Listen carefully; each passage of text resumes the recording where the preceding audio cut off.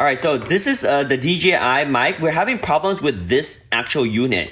You see right here, this is the unit that's working. You see, tap, tap, tap, tap, tap. This unit does work, but we never able to link this one, and this one never really turns on. So here, watch, I'll try to link it. I'll put this in the home base, and then I'll put these two units back into the base station as well. You can see that one goes in. It thinks it's linking, but it never actually links. You see, it tries to link, but it can't link. So I know something's wrong with this unit. And with this one here, this one actually works. So if we put this unit back in here, you see right there, and now it's linking, and you'll see it'll be able to link with this unit over here.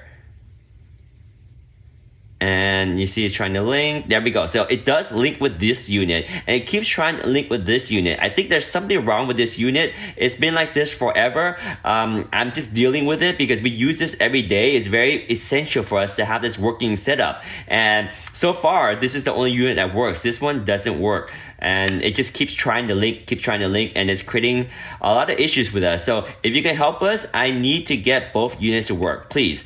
We bought this brand new from Amazon, and it's never really worked for us. So please help us. This should be under warranty. Thank you.